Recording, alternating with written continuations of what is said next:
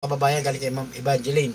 Sinasabi natin mga kababayan, ito ay hindi lang parang pang sariling atin, kundi para po sa lahat, para makinabang po ang bagong henerasyon, mga apo mo, ang mga anak ng apo mo, 'di ba? Na kung saan mga kababayan, pag si BBM, no?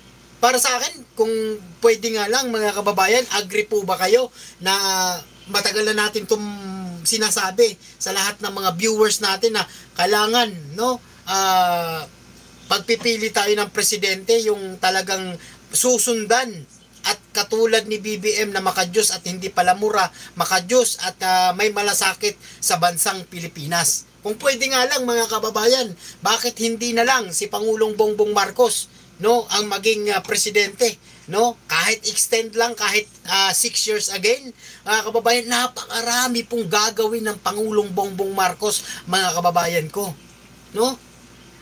Sana nga po isang term pa, mga kababayan ko. Sana baguhin ang 1987 Constitution ba yan, mga kababayan? Tama po ba? 1987, 1986. So, 'di ba? Good afternoon, Papa Bin. Doming Pahardo. Hello po, Sir Doming Pahardo. Good afternoon po. Mga kababayan, di ba? Tingnan nyo po, mga OFW, napakarami pong programa.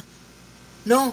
Na dati po, ang mga OFW, nararanasan po nila mga kasi ako isang OFW din ako dati, na nararanasan po natin yung mahabang pila, no? At minsan may, kung hindi ka pa, kung minalas-malas ka, pagdating sa airport, baka nalaglagan ka pa ng tanimbala.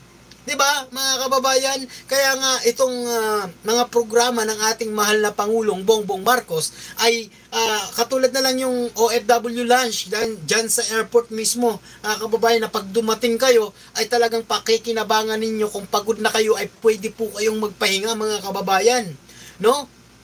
Pwede kayong magpahinga, pwede kayong kumain ng libre, mga kababayan.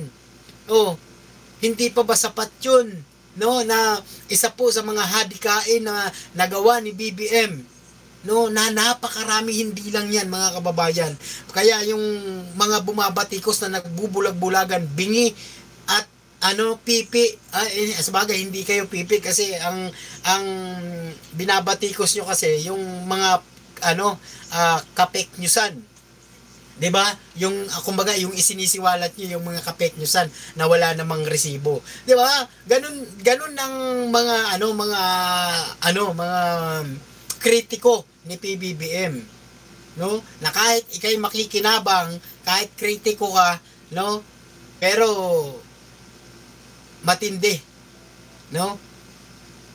Baka nga nauna ka pa sa pila eh. 'Di ba? Pag may mga ayuda-ayuda ang pangulo. Diba? Extend na natin mga kababayan. Sir Tommy Di Bella, shoutout po. Evangeline at Sisa Lubendina, shoutout po. At Ritz, yun. Denby, shoutout po sa inyo. Isang mapagpalang hapon po sa atin lahat. Mga kababayan, please pakilike po, pakishare ng live natin sa mga kababayan po natin na patuloy na nanonood dito, no? Sa lalo-lalo sa ating mga OFW na sana po, no, na matulungan din natin kahit sa ganitong paraan lang ang ating mahal na Pangulong Bongbong Marcos. Kasi kami mga kababayan, no, wala kaming kinikita, mga kababayan. Kahit konti man na nanonood sa amin, no, patuloy pa rin kami sa pagbablog, patuloy pa rin po kami sa pagpapakalat ng nagawa ng ating mahal na Pangulong Bongbong Marcos na mga good news, no, na para sa taong bayan, na pakikinabangan ng taong bayan at pakikinabangan ng anak mo at magiging anak ng anak mo sa panahon ng kanyang termino, mga kababayan. 'Di ba? Nakakatuwa po yung ganoon. Kaya sa ating lahat, no, panawagan po natin sa mga ka-BBM diyan, mga solid loyalists, sa lahat po ng sumusuporta sa ating Pangulo. Please, pag may nakita po kayong mga hindi lang sa, kahit hindi man ako, yung ibang mga vlogger na talagang tumutulong sa administrasyon, basta pro-government, yan po dapat ang pinapakalat natin, mga kababayan. Hindi yung mas marami pa yung yung mga fake news, no, mga kababayan, na siyang namamayagpag sa social media, mas marami pang views. 'Di ba? Nakakadismaya yung ganoon, mga kababayan. Right? So panoorin natin ang Pangulo. Ang unang lagi sinasabi, lahat ng pinamahal na